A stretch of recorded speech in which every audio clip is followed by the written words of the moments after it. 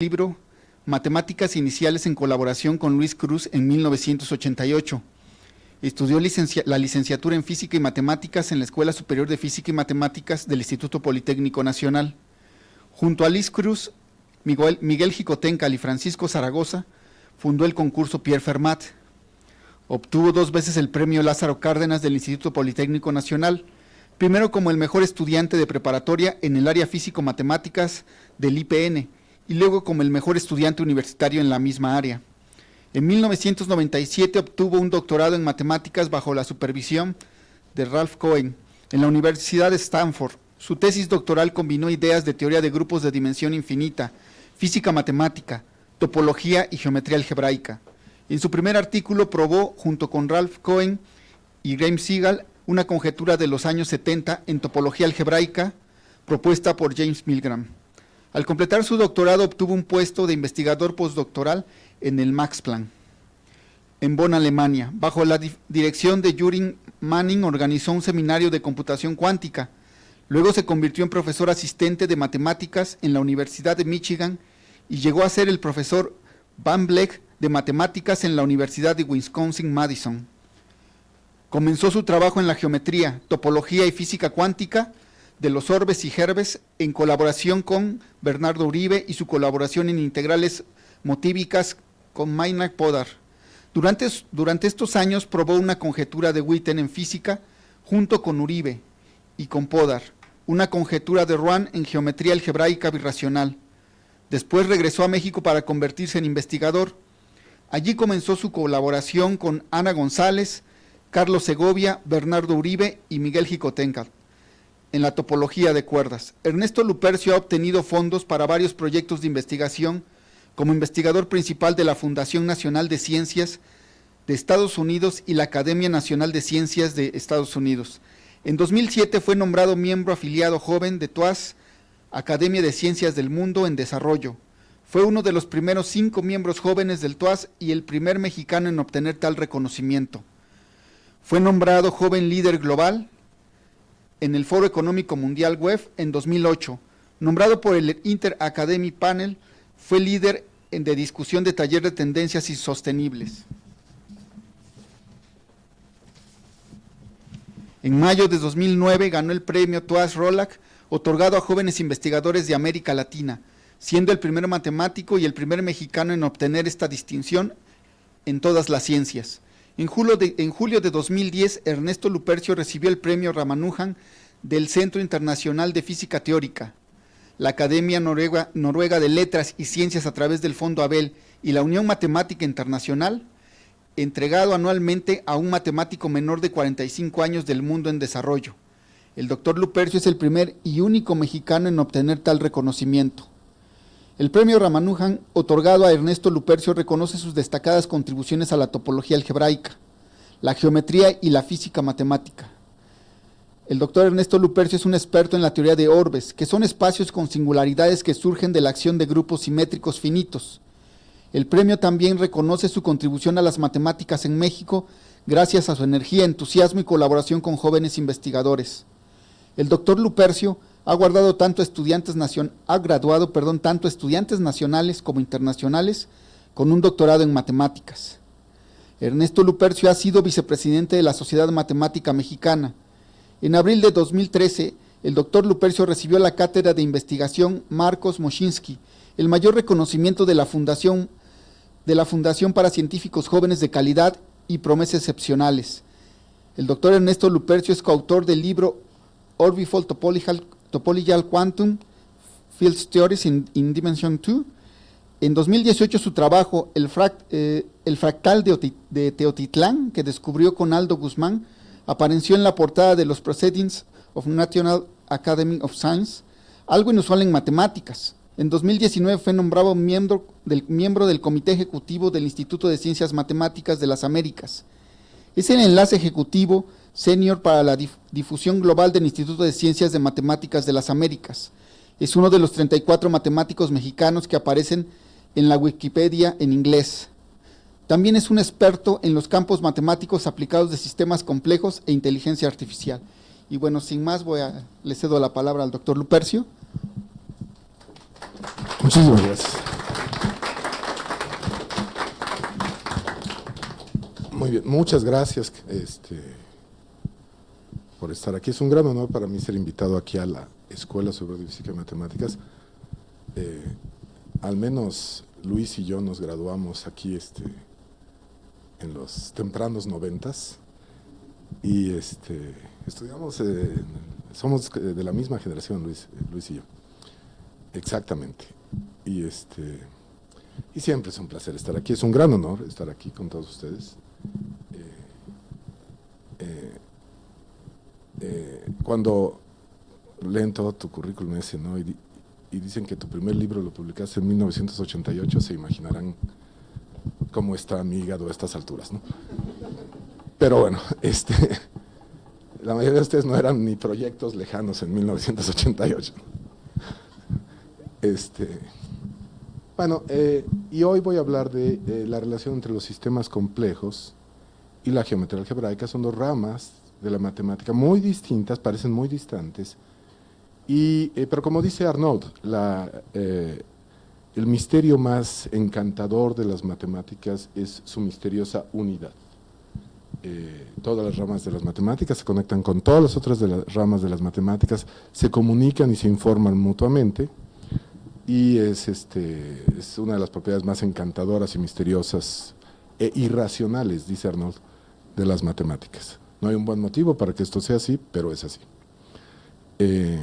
Entonces, son dos ramas muy distintas, ¿verdad? Y voy a empezar con el autómata celular de pilas de arena. Es algo, ¿qué es un autómata celular? Es una gran cuadrícula y cada cuadro tiene algún estado. Y este estado típicamente se denota con un color o un número o algo que codifique el estado de cada cuadro. Entonces, el juego de la vida, por ejemplo, de John Conway, cada estado es blanco o negro, es 0 o 1, cada estado del cuadrito de este autómata celular que se llama el juego de la vida de John Conway.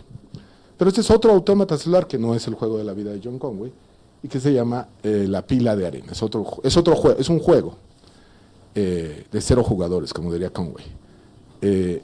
El juego de la vida, decía él, es un juego de 0 jugadores. Entonces, pues bueno, aquí hay un estado inicial donde no escribo ningún número,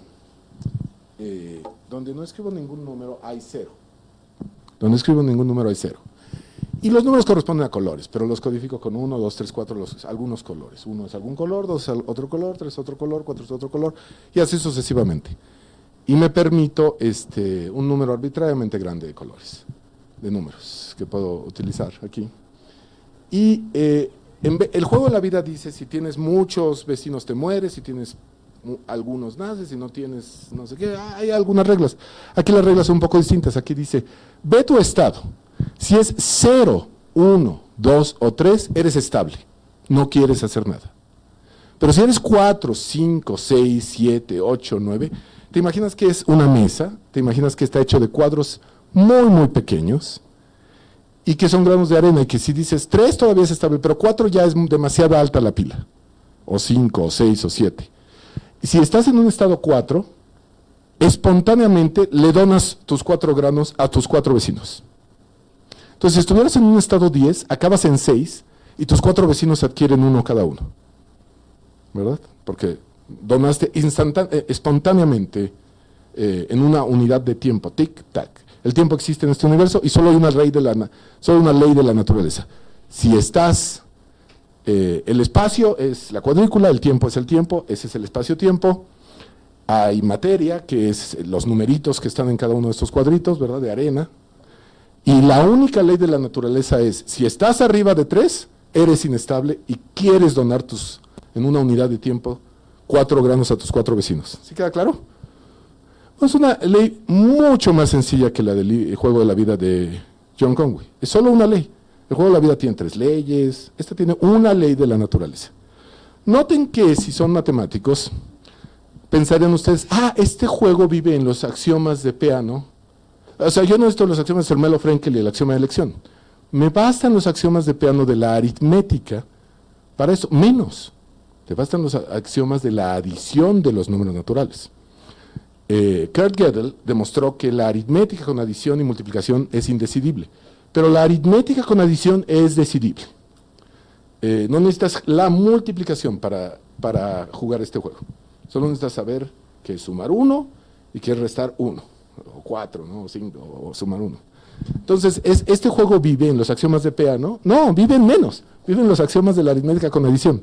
Los axiomas del grupo abeliano de los números naturales. Vive muy abajo. Y ahí vive esta ley de la naturaleza.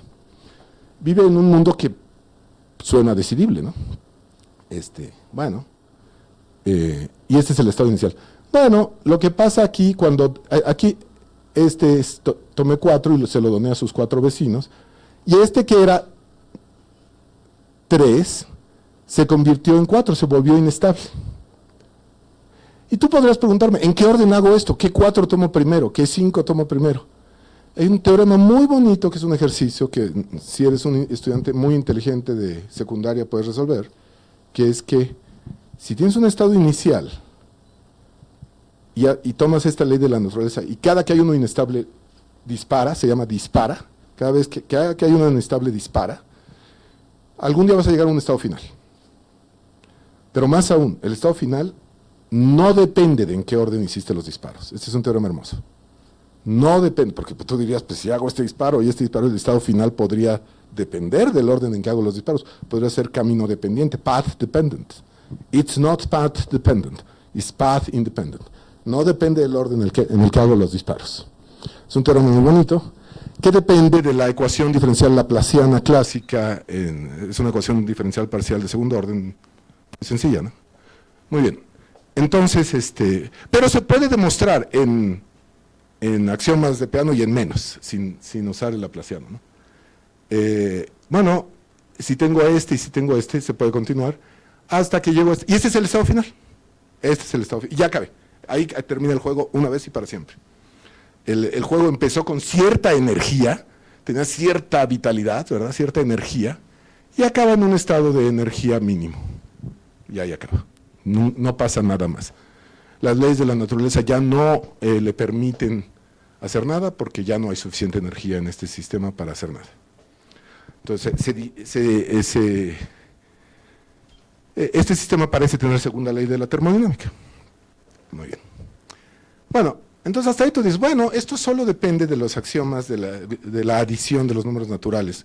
¿Cómo puede ser? Esto no puede ser demasiado interesante si no involucra la multiplicación.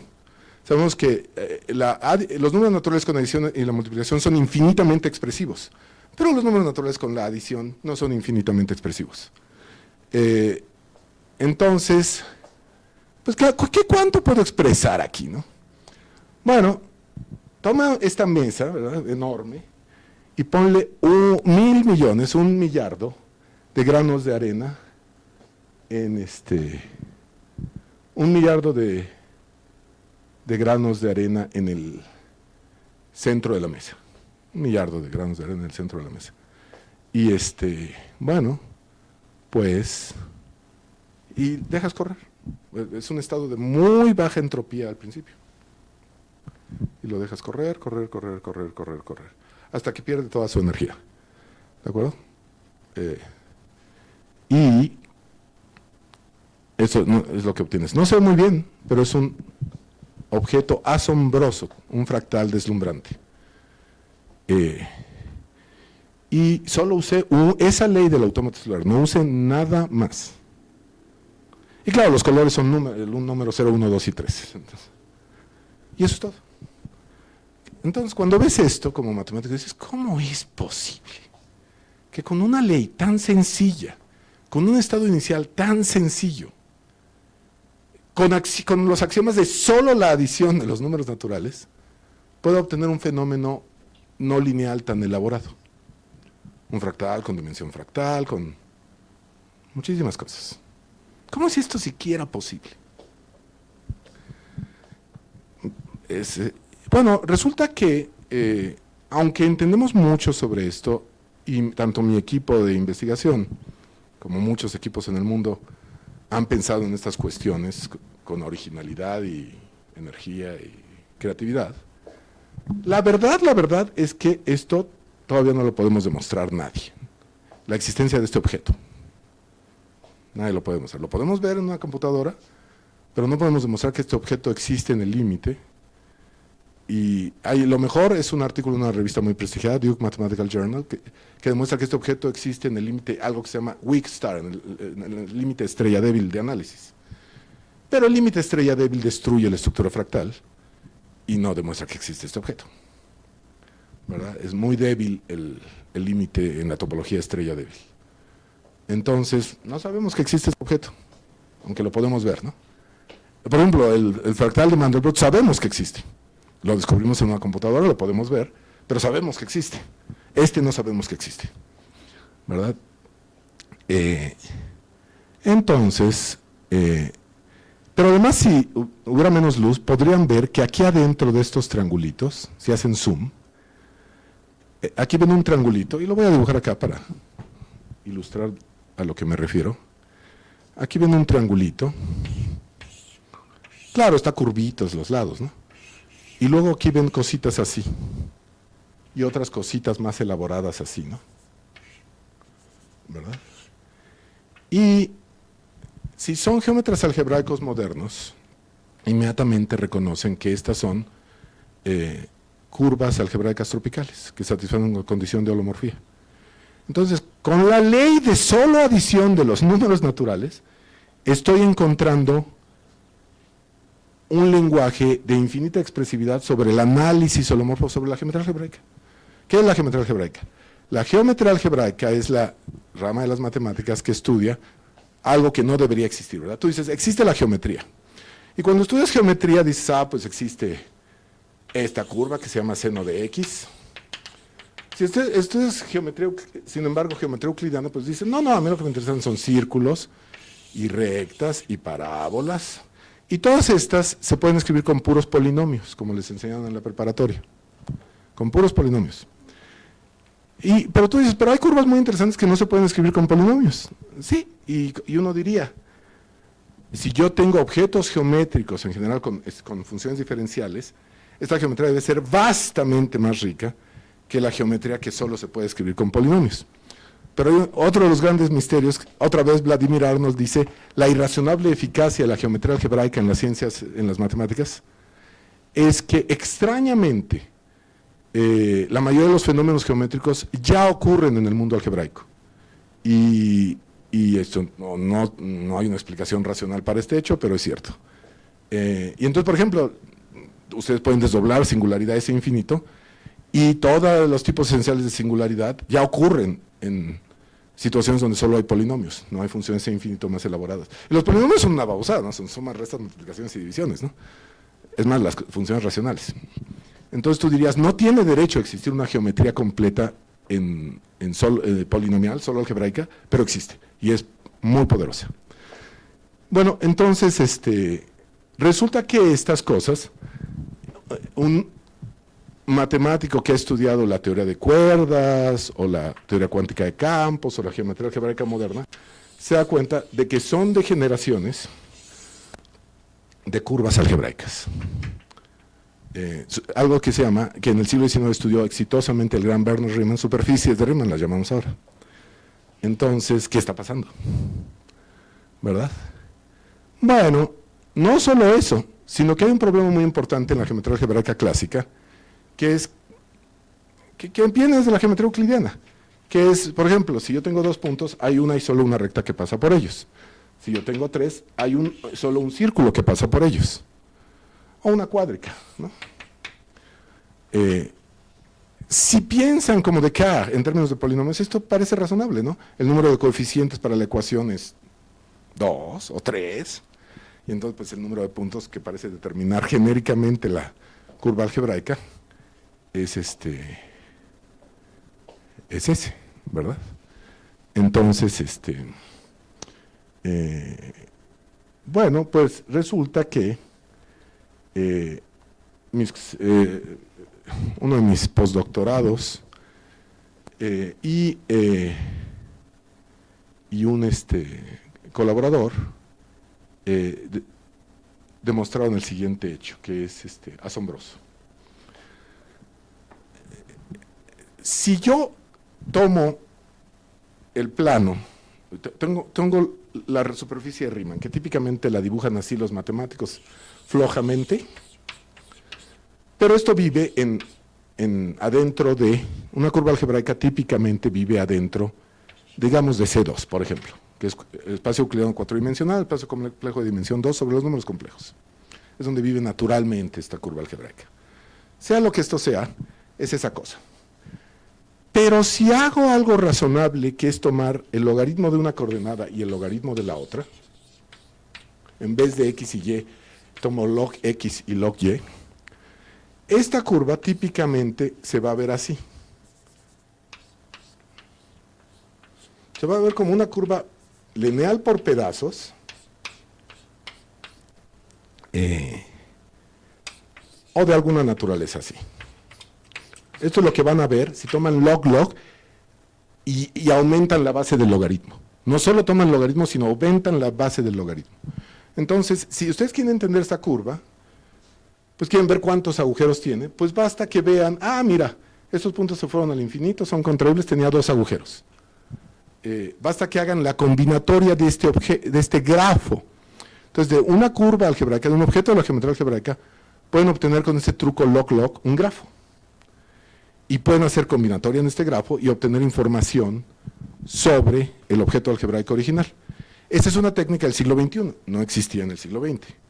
Y esta técnica del siglo XXI se llama geometría tropical, en donde a un objeto geométrico clásico del siglo XIX, de Riemann, de toda esta gente, se le asocia un grafo con información, y de la combinatoria de este grafo se obtiene información clásica de los objetos geométricos descubiertos en el siglo XIX. Esta es una técnica del siglo XXI llamada geometría tropical. Y bueno, pues resulta que la pila de arena sabe todo sobre curvas algebraicas.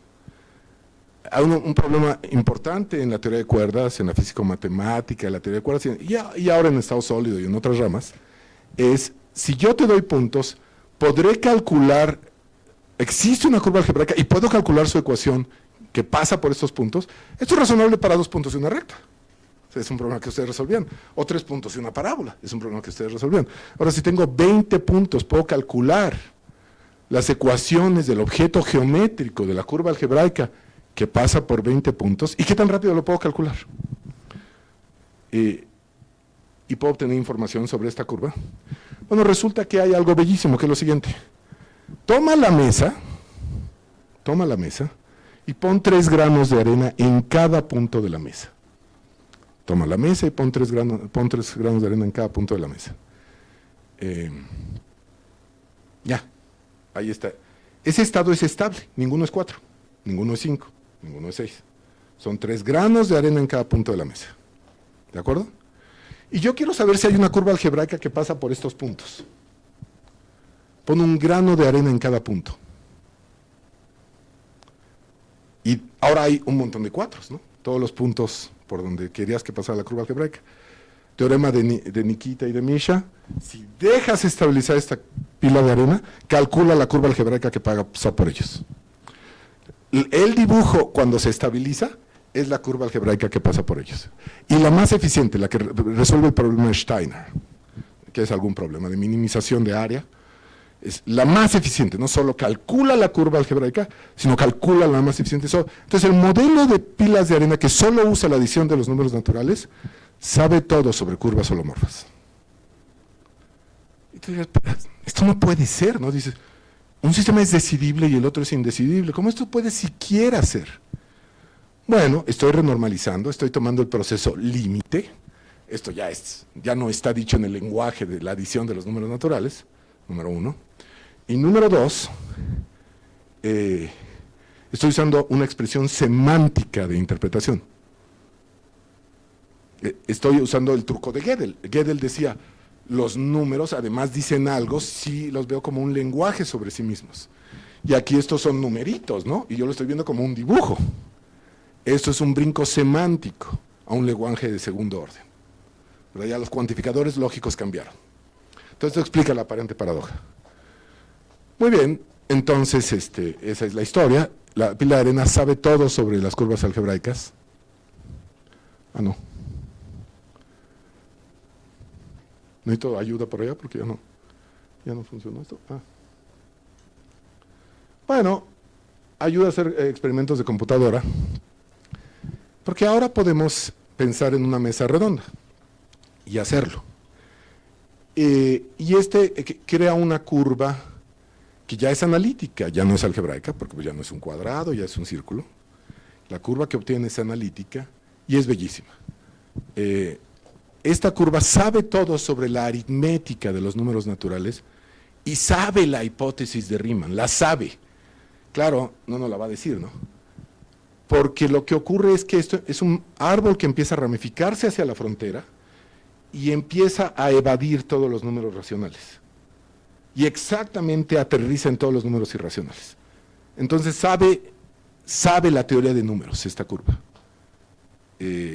Por ejemplo, sabemos que si pudiéramos entender el ritmo de crecimiento de esta curva, esto sería equivalente a saber la hipótesis de Riemann, ¿verdad? Entonces, la pila de arena sabe muchas cosas, ¿verdad? Este autómata celular inocente, con una sola ley de la naturaleza, en el límite de renormalización y con un lenguaje semántico de segundo orden, sabe muchísimas cosas. Muy bien, entonces llegó la hora de hablar de la mecánica cuántica, ¿verdad? Porque sí, ¿no? Entonces, la mecánica cuántica dice que las coordenadas del espacio y el tiempo no satisfacen la ecuación usual algebraica, x y igual a yx. Dice que las ecuaciones del espacio, las coordenadas del espacio no conmutan, casi conmutan, porque h barra es un número muy pequeño. PQ es casi QP, pero no es QP, ¿verdad? Entonces PQ menos QP es algo pequeño y complejo. Y los números complejos son absolutamente fundamentales para esta ecuación, que escribió por primera vez, digamos, Heisenberg, inmediatamente en comunicación con Max Born, ¿verdad? Entonces, las ecuaciones, es legendaria la leyenda. Heisenberg sentía que estaba a punto de entender algo, estaba leyendo a Goethe, ¿verdad? La poesía de Goethe, y siente una fiebre que no puede controlar, sale y se para sobre una roca toda la noche, y de pronto entiende que la mecánica cuántica se puede explicar si él da un axioma a la naturaleza: las coordenadas no conmutan. Regresa en desesperación hacia los cálculos, todo funciona. Se los enseña a Max Born, que tiene experiencia, le dice a su amigo Jordan, que es matemático: vamos a hacer esto bien, ¿no? Porque este muchacho escribió aquí todo, ¿no? Vamos a usar algo que nadie conoce: matrices. Y nadie lo conocía, ningún físico sabía que era eso. Les sale todo aquello, ¿no? Premio Nobel a dos de ellos: Max Born, Werner Heisenberg. Jordan era nazi. Y entonces, no sé si esto habla bien o mal de los matemáticos, pero bueno, ecuación para las eras, para siempre. Y esto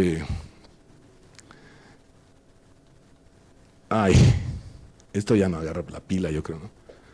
Nadie me ayuda a pasarle allá. Mira. Hermann Weyl dice: no, espérate, estos operadores ni siquiera son continuos. Yo quiero que sean operadores en espacio de Hilbert, y quiero hacerlos continuos como la exponencial. Entonces, operadores, estos ya son acotados o continuos, o como les guste a ustedes llamarlo, ya son acotados estos operadores. Entonces ya tengo estos operadores y tengo esta ecuación de no conmutación, donde lambda es esto, ¿verdad? ¿Qué otra cosa? Y ¿hay acaso un espacio cuyas coordenadas se comporten así? ¿Hay un espacio que yo conozca? La geometría analítica del gran René Descartes, el método en la geometría, no, ¿verdad? X y Y igual a X, ¿verdad? ¿No han oído que los geómetras algebraicos usan álgebra conmutativa? Bueno, pues usan eso, ¿no? Álgebra conmutativa, ¿no?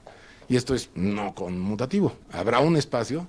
Pues no va a ser un espacio de la geometría algebraica clásica, va a ser un espacio de la geometría cuántica, ¿verdad? Y pues lo que está pasando es que si ustedes llevan topología general, este espacio se va a ver muy raro porque se va a ver como un espacio no Hausdorff. Es decir, no se va a ver. pero es decir, si yo tengo el toro y le pongo un flujo lineal, y noten que es absolutamente fundamental que la pendiente sea irracional.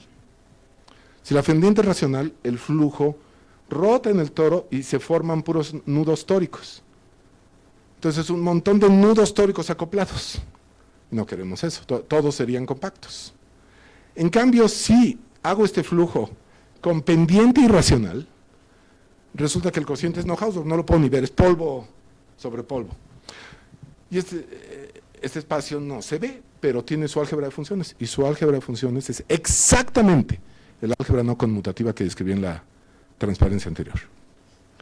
Entonces, el espacio del conjunto de hojas de la foliación de Kronecker irracional es exactamente el álgebra de operadores de la mecánica cuántica tradicional.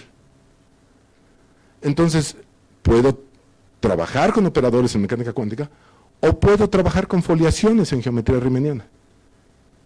Y tengo mi elección. Puedo hacerlo con uno. Y las verdades sobre una cosa serán las verdades sobre la otra. Es un modo de representar una gran cantidad de espacios no conmutativos. Entonces, es un descubrimiento de, no sé, circa 1990 de Alan Kohn. Ganó la medalla Fields por todas estas disquisiciones, ¿verdad? Y le podría, no sé, alguien pasar allá. Bueno, ¿y esto qué tiene que ver con nada? ¿Qué tiene que ver con la pila de arena y todo aquello? Tiene que ver. Resulta que en mecánica clásica, si ustedes tienen un oscilador armónico en física clásica, ustedes pueden pensar pues en su posición y su momento. Y si tuvieran dos osciladores armónicos no acoplados, entonces lo que tendrían es que todas las posibles trayectorias de los dos osciladores armónicos no acoplados, clásicos, osciladores armónicos clásicos, dos carritos con resortes, ¿no? Dos osciladores armónicos clásicos no acoplados, entonces, si vieran el conjunto de todas las posibles historias de estos osciladores armónicos, el conjunto de todas las posibles historias no es un conjunto, es una variedad algebraica que se llama la esfera de Riemann. ¿Y por qué no se llama la esfera? De Euclides, ¿no? ¿Por qué se llama la esfera de Riemann? Porque es la esfera, pero en donde en cada lugar sabes hacer análisis complejo. Porque es una variedad algebraica. La ves adentro precisamente de CP2, ¿no? La ves adentro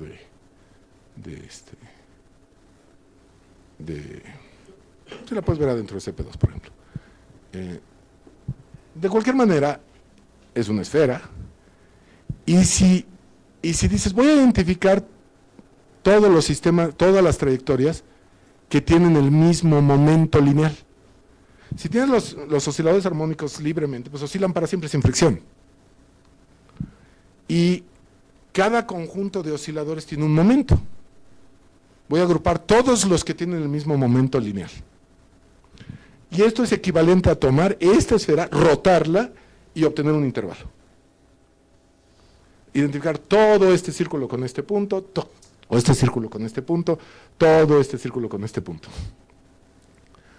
Y eso identifica todos los sistemas mecánicos que tienen el mismo momento, que en el fondo se ven iguales. ¿Verdad? Bueno, entonces de un objeto geométrico algebraico obtuve un grafo. Se llama la aplicación de momentos. Y aquí está actuando un círculo. La aplicación de momentos es lo mismo que actuar por un círculo. Entonces, si voy a la siguiente,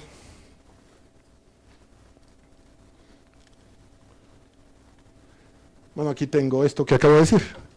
La idea es que si tengo dos osciladores armónicos no acoplados, y me fijo en sus trayectorias y todo lo que acabo de decir, lo que obtengo es exactamente algo que en topología se llama la fibración de Hopf. Identificar todos los... aquí tengo todas las posibles trayectorias, pero tengo que identificarlas por simetría, pues obtengo, ese es el conjunto de todas las posibles trayectorias de los osciladores armónicos, es la esfera de Riemann. El cociente de la esfera 3-dimensional, sea esto lo que sea, con el círculo, es la esfera 2-dimensional de Riemann, y esto se llama la fibración de Hopf en topología. Es el primer objeto que genera toda la teoría de homotopía moderna, porque es el primer grupo de homotopía elevado no trivial en algún objeto topológico. ¿Verdad? Bueno, entonces, pues puedo tomar ahora dos esferas de Riemann, multiplicarlas. Supongamos que esta era de un radio más grande y este de un radio más chiquito, pues se ve como una esferita en cada punto de la esfera, no sé ni qué decir, ¿no? Es de dimensión 4, así es que esto es lo mejor que puedo dibujar, ¿no? Se ve como una esferita en cada punto de la esfera, y puedo, y cuando identifico el momento tengo que rotar esta esfera así y esta esfera así, y lo que obtengo es un punto de un rectángulo. Y el objeto combinatorio es un rectángulo, y el objeto geométrico es una variedad de dimensión 4, dimensión 2 compleja, dimensión 4 real, ¿verdad? Y esta es la aplicación de momentos. Bueno, resulta que hay un bellísimo teorema que dice, esto es un segmento, un rectángulo, un triángulo, que si yo tomo cualquier politopo, y noten que en esta variedad está actuando un círculo y otro círculo, eso se llama un toro, por cierto. Y en esta está actuando un círculo y otro círculo, eso se llama un toro. Bueno, el teorema más o menos dice lo siguiente. Si yo tengo una variedad algebraica en donde actúa un toro, bien, muy bien, e identifico por la acción de este toro, obtengo un bellísimo politopo convexo, donde en cada vértice salen tantas aristas como la dimensión del espacio, y todas las pendientes de todas las aristas son racionales. La condición aritmética de racionalidad es fundamental. Si yo tengo un espacio geométrico de la geometría algebraica donde que tiene muchas simetrías circulares, todas las que pueda tener, su cociente es un politopo convexo hermoso. ¿Sí me explico o no? Y entonces esto nos permite demostrar teoremas sobre politopos convexos usando geometría algebraica, y demostrar teoremas de geometría algebraica de estos objetos geométricos usando teoría de politopos convexos. Un politopo convexo es el dodecaedro, pero el dodecaedro no sirve así como está, porque sus pendientes no son racionales. Tengo que deformarlo un poquito para que todos sus pendientes sean racionales. ¿Verdad? Y aquí hay muchos ya misterios muy bonitos. Tú dices, pues claro que... entonces cualquier politopo, si lo deforma un poquito, todos sus pendientes son racionales. No. En dimensión 20 y tantos hay uno que, por más que lo deforme, nunca puede hacer que todos sus pendientes sean racionales. Esto es imposible en dimensión 3, desde luego. Entonces, pues existe la teoría de politopos convexos, existe esta teoría de estos objetos geométricos, y estos son absolutamente fundamentales también, por ejemplo, en la teoría de cuerdas, por ejemplo. Entonces, bueno, y están relacionados por la aplicación de momentos, que es esencialmente esta. Es la misma que la degeneración tropical. Es lo mismo de esta degeneración, log-log, que la aplicación de momentos, que identifica los momentos de todas las posibles simetrías circulares de órbitas periódicas en un sistema mecánico. De hecho, existe una correspondencia 1-a-1 por el teorema de Liouville, Arnold-Liouville, entre sistemas mecánicos clásicos hamiltonianos con muchas simetrías y estos objetos geométricos. Existe una correspondencia 1-a-1 entre estos politopos convexos y sistemas mecánicos hamiltonianos con muchísimas simetrías, ¿verdad? Abelianas, sea lo que esto signifique. Muy bien. Bueno, esto es lo que estoy diciendo. Todo politopo convexo admite uno de estos espacios. Pero, si regreso a la mecánica cuántica,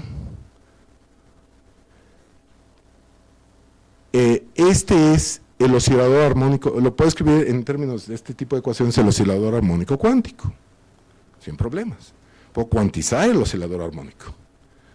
Y sea lo que esto signifique, ¿qué es cuantizar un sistema mecánico clásico? Pues hacer muy pequeñito el carrito hasta que ya es un electrón y pues tengo que usar las leyes de la mecánica cuántica y me da las ecuaciones de un hamiltoniano que ya es la no conmutativa, la constante de Planck entra en acción y el oscilador armónico se ve un poco diferente, ¿no? Se ve como operadores, un álgebra de operadores en el espacio de Hilbert. Entonces, pues bueno, aquí tengo estos y lo que voy a hacer ahora, ya les expliqué que un sistema de muchísimos osciladores armónicos acoplados de alguna manera de uno de estos objetos geométricos está en correspondencia 1 a 1 con un politopo combinatorio convexo racional, aritméticamente racional. ¿Sí? ¿Hasta ahí vamos bien? ¿Cuál es el paso que sigue? El paso obvio, este fue un descubrimiento que hice hace más o menos una década, hacer los carros muy chiquitos y tomar el sistema, se llama un sistema integrable cuántico asociado al politopo. Pero algo muy chistoso ocurre. Cuando se enciende la constante de Planck, el politopo se convierte en no racional. Un sistema es clásico sí y solo sí, su politopo es racional. Y este es un teorema de mío con Laurent Merseman, Alberto Berkowski y Ludmil Katsarkov. Demostramos que el politopo es racional sí y solo sí. El sistema mecánico es clásico y es irracional sí y solo sí. El sistema mecánico es de osciladores cuánticos. Entonces, dado este teorema, pues, ¿y qué tiene que ver esto con la pila de arena, verdad? Ya casi llego. Pues esto es la situación clásica. En la situación clásica tienes tu politopo convexo y la imagen inversa de un punto típicamente es un toro, de alguna dimensión. Bueno, una vez que haces los carritos, osciladores mecánicos, osciladores armónicos cuánticos, la imagen inversa es un toro no conmutativo. Es el sistema cuántico de las ecuaciones de Born-Heisenberg, ¿verdad? Entonces, aquí está uno de nuestros teoremas, teorema de Katsarkov, Merseman, Lupercion, Berkowski, y en otra versión de Penrose y yo, es el siguiente teorema. Si reemplazo en la teoría clásica todos los toros de las curvas periódicas por toros no conmutativos, accedo exactamente a los politopos irracionales. Es la condición aritmética, es la condición que divide el mundo clásico del cuántico. Exactamente. Es un teorema bellísimo. Muy bien, entonces puedo obtener, ya puedo lidiar con todo. Esto me permitió demostrar un teorema sobre politopos, una conjetura que no se había demostrado. Se había demostrado con mucho trabajo para politopos racionales, pero no se había podido demostrar para politopos irracionales. Pero ahora puedo, porque antes iban a la geometría algebraica, hacían algo en el mundo de la geometría algebraica y regresaban, pero ahora ya tengo la geometría algebraica no conmutativa. E interesantemente la geometría algebraica no conmutativa se relaciona con la geometría compleja no algebraica. Esta es otra observación interesante, que tiene que ver con lógica matemática, tiene que ver con algo que se llaman estructuras O-minimales. Un buen amigo mío Carlos me ha enseñado un poco de esto. Carlos Ruiz, el director de Bourbaki, he tenido paciencia en enseñar estructuras O-minimales, ¿no? Y entonces, en cierto sentido, la diferencia entre el mundo complejo no algebraico general y el mundo complejo no algebraico relacionado con esta físico-matemática es la diferencia filosófica entre un mundo donde todo existe y un mundo donde importa qué tan trabajo es hacer algo para que exista. El millonésimo dígito de pi existe menos que el tercer dígito de pi, porque cuesta más trabajo llegar a él, ¿verdad? Entonces en un universo donde sabes que tanto existe algo, ¿no? Sí existe, pero hay unos que como si no existieran, ¿no? Si yo te pido el Googleplex dígito de pi, puede que no exista hoy, ¿no? O sea, ¿qué es existir, no?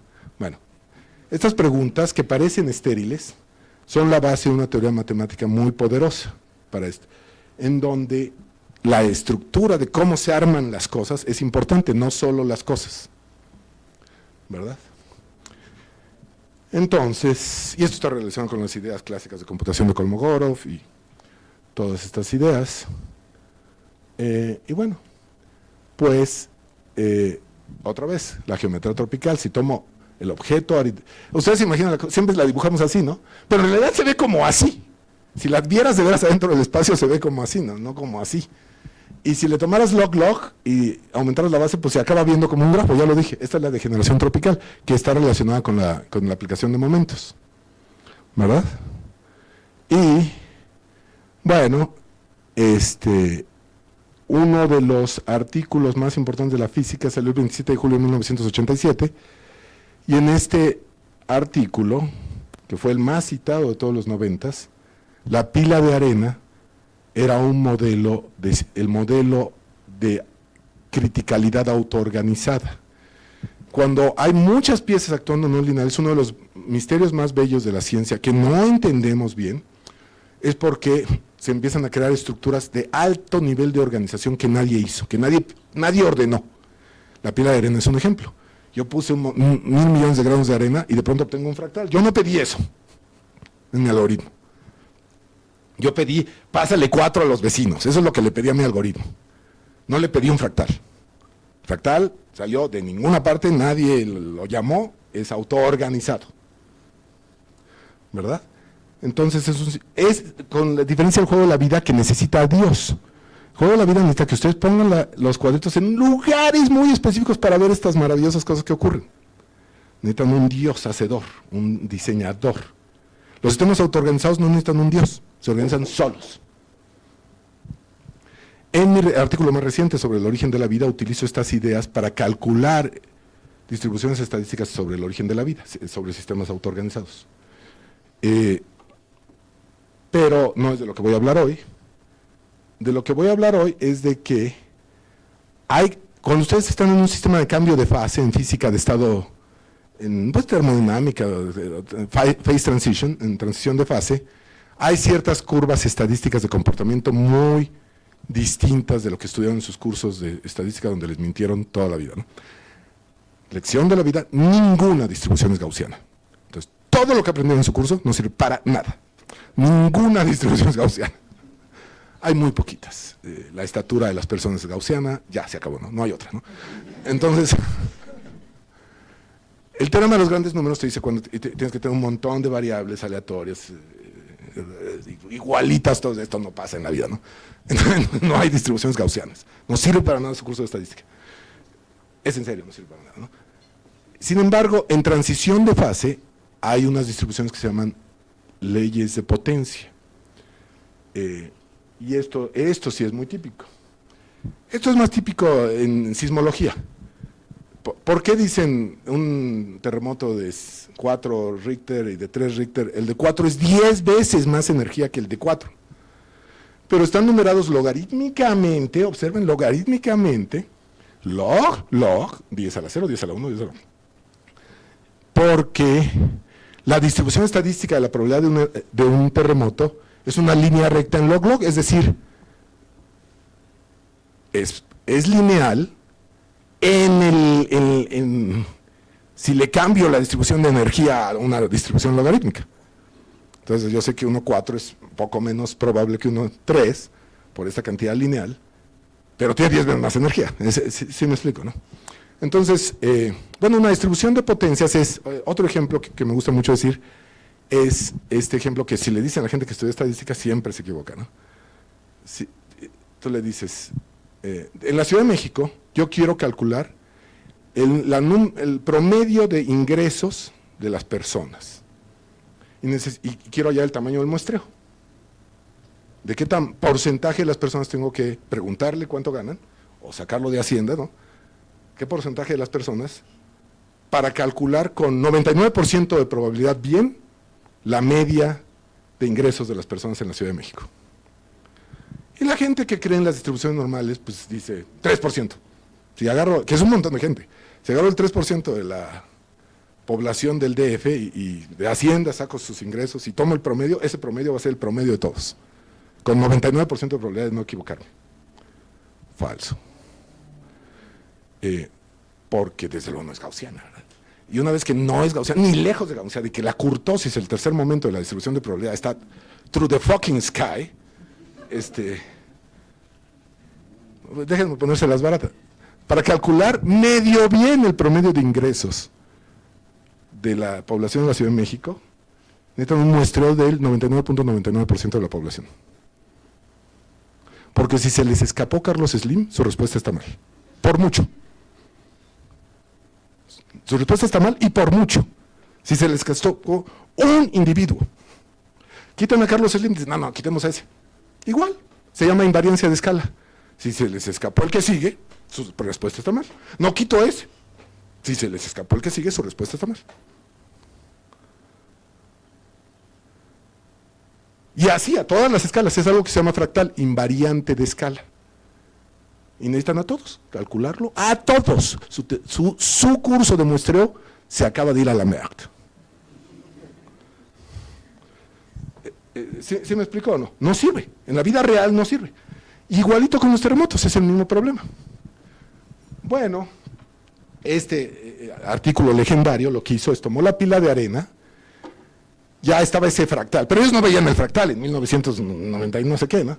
Ni con sueños guajiros veían el fractal, ¿verdad? Y entonces lo que hacían era, querían calcular, sin embargo, si era fractal y su dimensión, no veían nada, o sea, tienen que entender que cuando no sabes algo, no lo sabes. No es que ya lo sepas, no es que, o sea, no sabes, estás explorando. Entonces, ahora agarraban ya el fractal ese y le seguían tirando un grano de arena al azar en cualquier lugar. Y cada granito veían cuánto costaba estabilizarlo. Tuve que disparar 20 veces. Terremoto de 20. Tin, tuve que disparar 100 veces. Terremoto de 100. Tin, tin. Mejor le tomo un logaritmo porque esto es raro, ¿no? Y le salió esta curva, la de los terremotos. La de Slim, ¿verdad? Le salió una ley de potencias con kurtosis enorme. Entonces, una ley probabilística de potencia con kurtosis enorme.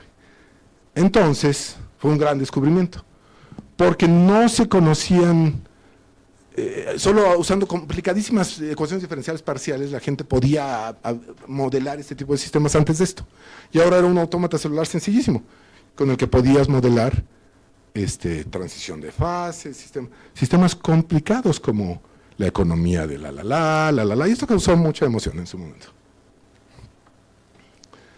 Es el inicio de una rama entera de los sistemas complejos.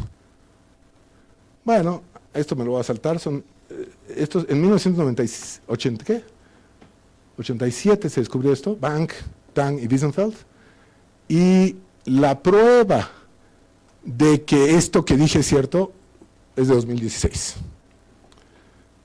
Es muy difícil demostrar estas cosas, pero se puede, a veces, con suerte. Muy bien, entonces la prueba, los físicos lo dijeron, pues sí es eso, ¿no?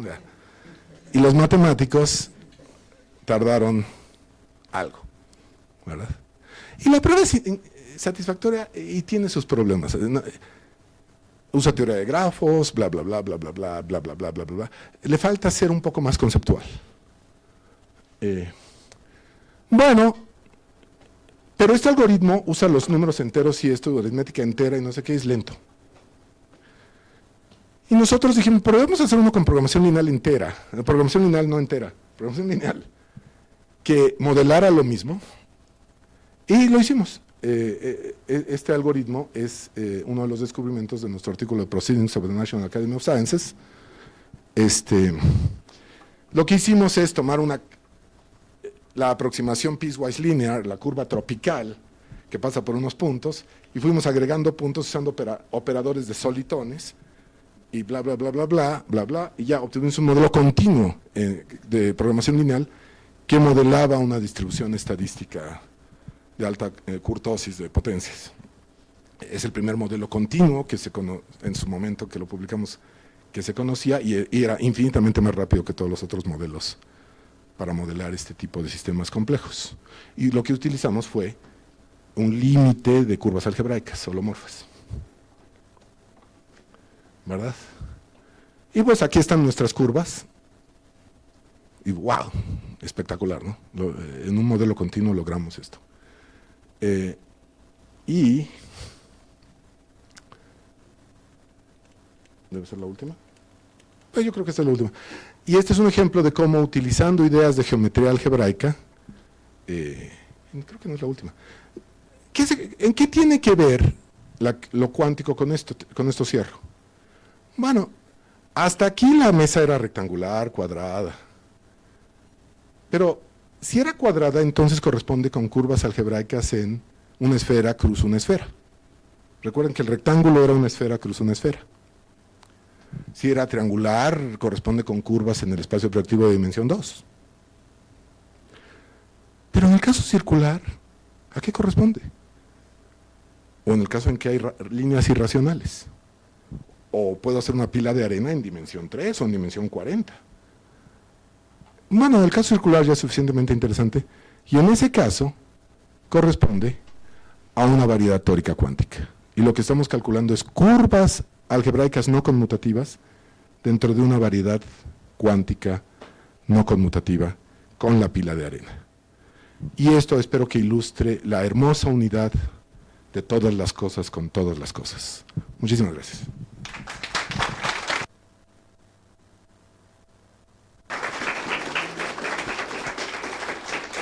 Muchas gracias, doctor Lupercio. Vamos a pasar a la etapa de preguntas. ¿Alguien tiene alguna pregunta?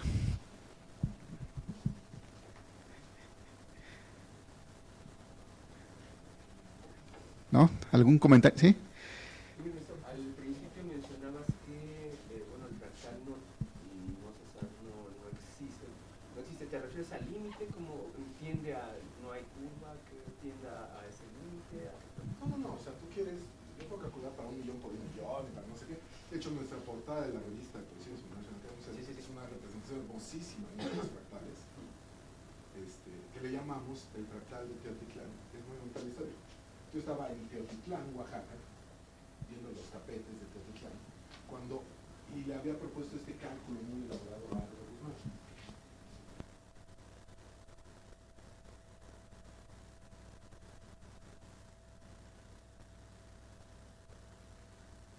Es como cuando detectives le mandan mándamelo, ¿no? Y ya me lo mandan, wow, una belleza, ¿no? Una resolución impresionante, ¿no? Yo le hacía zoom y zoom continuaba, ¿no? Una belleza. Y luego los tapetes y digo, este fractal es el fractal de Teotitlán. Porque hay un paralelismo formal entre los y la estructura de la coincidencia era asombrosa. Y por eso lo llamamos regresando al punto, sin embargo, son los que existen. Es decir, yo puedo hacerlo en 1 millón por millón, pero lo que yo quiero es, en infinito por infinito, demostrar que este objeto geométrico existe. ¿Te refieres a que llega a un límite? ¿Qué límite que hay límite? El límite de los... En este caso, ciertas... Pero la pregunta es, ¿en qué topología quieres el límite? ¿En qué topología? En la topología que se ve el fractal, ¿verdad? Porque la gente logró demostrar que hay un límite. Donde no se ve el fractal, se ven partecitas. Pues, ¿en qué topología ¿En qué métrica del espacio?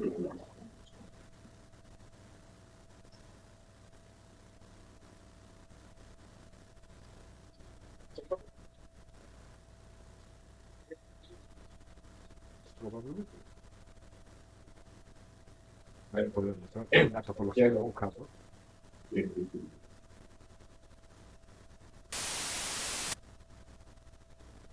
Oye, ¿sí sabes cómo hacen estos tapetes? ¿Cómo se qué? Los tapetes. Bueno, ¿qué es saber? Esto que hay lo están haciendo, ¿no?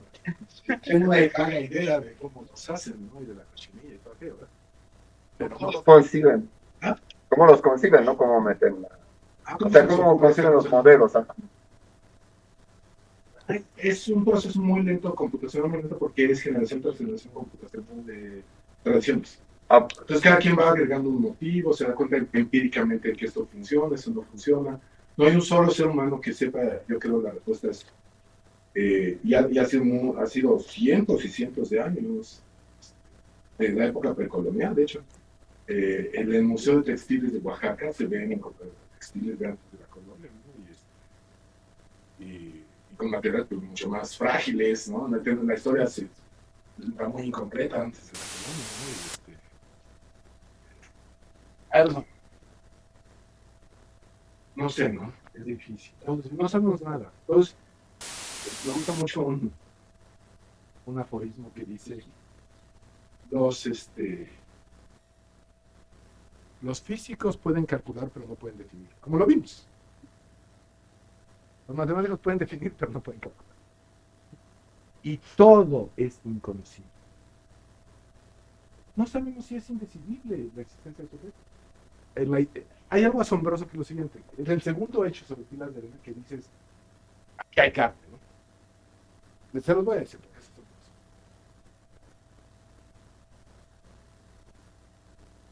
Resulta que si tú tomas la pila de arena, la mesa, y le echas un granito de arena, un granito de arena, un granito de arena, ahí estamos. Tú sigues echando un granito de arena a la sal donde quieras. Y generando estados. Cuando hay mucha arena, pues empieza a estabilizar.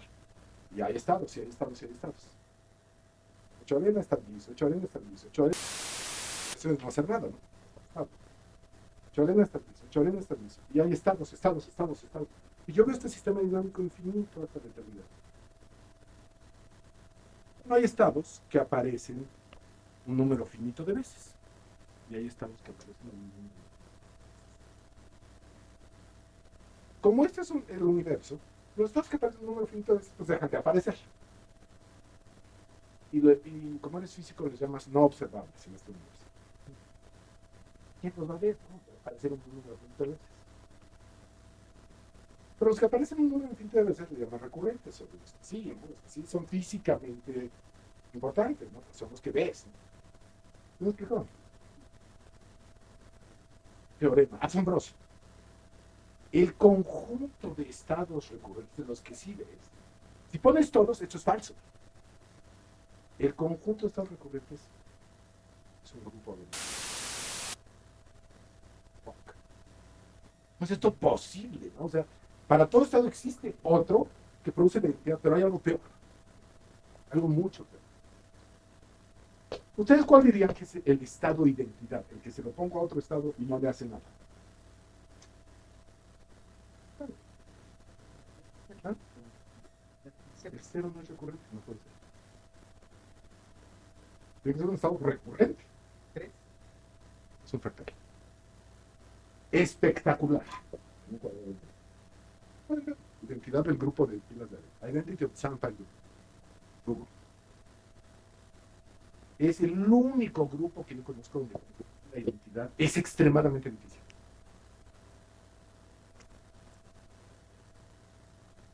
Ya hay algoritmos. Es más, hoy no sabemos cuál es la complejidad de la identidad. No sabemos cuál es el algoritmo más rápido que calcula la identidad. Pero aún, pues n por n es una cosa, ¿no? Y es escalable, es invariante de escala. Y en el límite es un fractal, pero no sabemos que este fractal existe. Es más, hay motivos para pensar que el cuadrado en medio, que es un vil cuadrado, pueda que sea indecidible la existencia de ese cuadrado. Todo es inconocible. No se puede calcular nada. No se puede saber nada. Todo es inconocible. Cuando tienes la identidad, que es una cosa y un fractal, que es una montaña de arena así como fractal, ¿no? Esa se la pones a cualquier estado, no deja igual. Después de relajar. No puede ser, ¿no? No puede ser, no hay manera, ¿no? Es la mejor demostración de la existencia de Dios que yo conozco. Simplemente no puede ser, ¿no? O sea, pongan ahí en su telefonito, por favor, Identity of the Sample Group, para que vean esta locura. Es un grupo abeliano. Además, un grupo abeliano tiene que ser producto de grupos cíclicos, porque es un grupo finito. No conocemos las torsiones.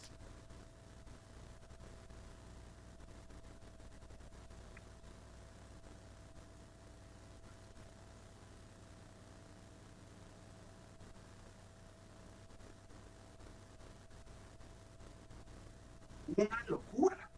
esa cosa se la pones encima a cualquier otro y lo deja igual, ¿no? ¿Qué loco? ¿Y por qué no el cuadrado es todo el cuadrado? ¿No? ¿Por qué el cuadrado ahí? ¿Sí me explico? What the fuck, ¿no? O sea. Y además está lleno de curvas algebraicas, en medio de variedades algebraicas. Ahí el dibujito ese está lleno de variedades algebraicas con curvas algebraicas altamente inestables. Y modos de vibración en la teoría de cuerdas.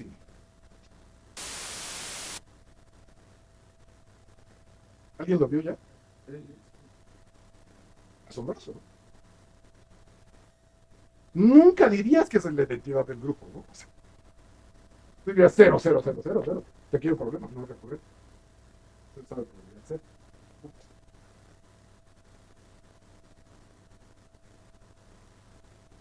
Thank you very much. Una otra pregunta.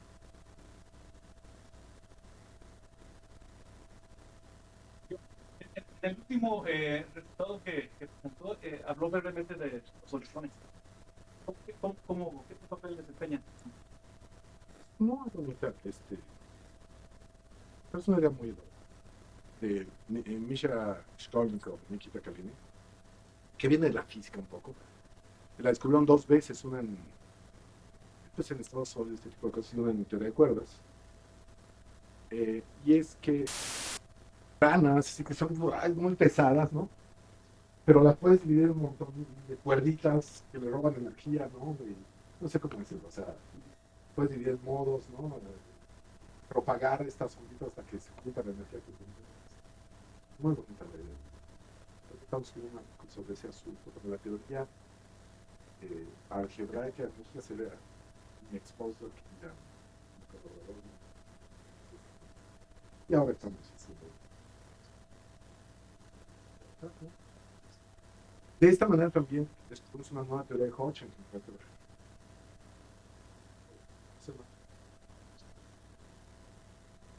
Geometría no algebraica, en geometría que se ve casi algebraica, pero no es algebraica. Geometría compleja algebraica.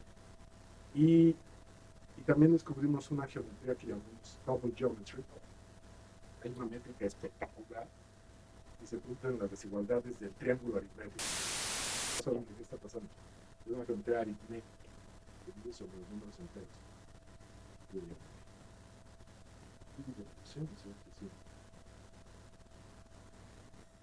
Usando redes neuronales, estamos tratando de calcular los tipos de bifurcación de la pila de red, usando machine learning. Y porque estamos tratando de ver si la estructura tipo Eigenbaum, que viene del sistema dinámico y de ordenamiento topológico de la aplicación. Estamos usando machine learning para encontrar la estructura de bifurcación del sistema. Redes neuronales, redes recurrentes, adversariales, etc.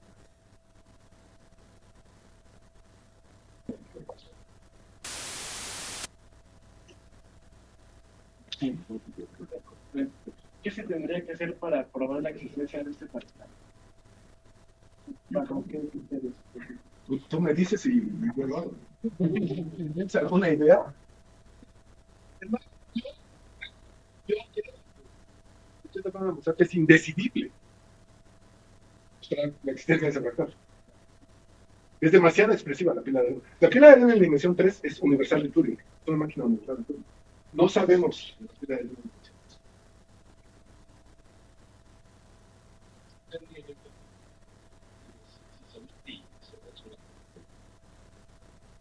Tú decides No sabemos eso. pero si fuera indecible. O sea, tú decides lo que tengo, por ejemplo. Hay muchas de indecibilidades. Llegas y dices, bueno, pues para mí es como la vida, me gustó para que sea cierta. Pues se construye, o me gusta que sea falso. Porque oscile, que haya pequeñas oscilaciones en órdenes superiores, que haya pequeñas oscilaciones cuadráticas que nunca convergen. Y ver qué sale. Es que te siguen apareciendo curvitas algebraicas por todos lados, entonces no sabes si esto se va a estabilizar, ¿no? ¿Sí me explico? ¿No? Empieza a aparecer tanta resolución, tanto detalle, y el grupo de renormalización no sabes, o sea, si le matas un poco, pues sabes comer. Pero si quieres todo detalle, Pueden estar ahí escritos todos los libros del mundo. ¿Qué queda ver? ¿No? ¿Verdad? Perdón por la pregunta tonta que le voy a hacer, pero después de estudiar todos estos fenómenos, ¿qué opinión esotérica le merece este juego llamado realidad o naturaleza o whatever? No, espérate. No me tienes que invitar 3 mezcales para que te conteste eso. Así yo no puedo. Es que ya uno no sabe dónde agarrarse. Como usted bien dice, parece que mientras más uno intenta entender las cosas, menos las entiende.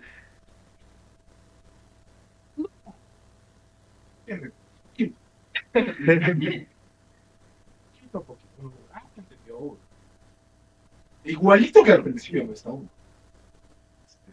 Pero depende del rango en el contexto. Por ejemplo, digo, la euclidiana. Ese ejemplo. ¿Consideras o no el axioma de los y sale una que funciona aquí en corto?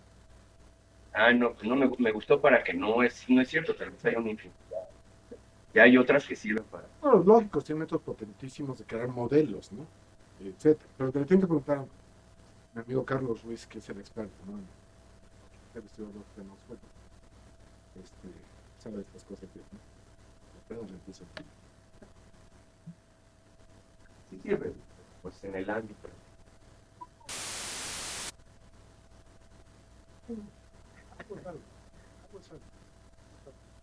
¿Quién te quita lo bailado? De esto a mirar TikTok todo el día.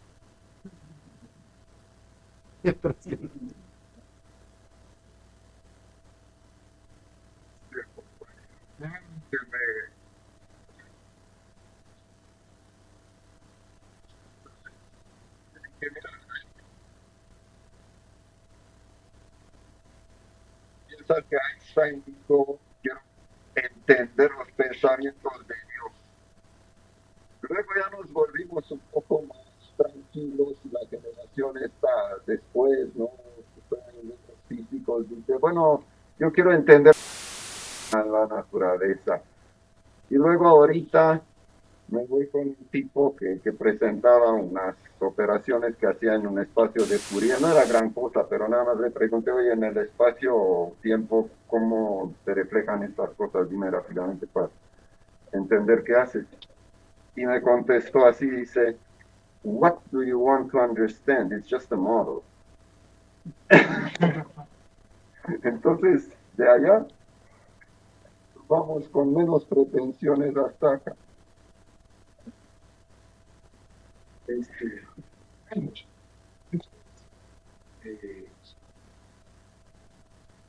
Las preguntas epistemológicas son valiosas, pero a mi edad, ¿no? La tuya tú dispara y ve que matas. Una vez que tienes suficientes cabezas de animales en tu sala, te empiezas a preguntar.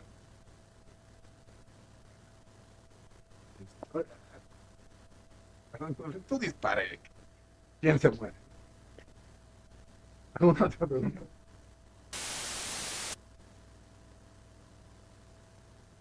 Perfecto, muchísimas gracias a todas y a todos.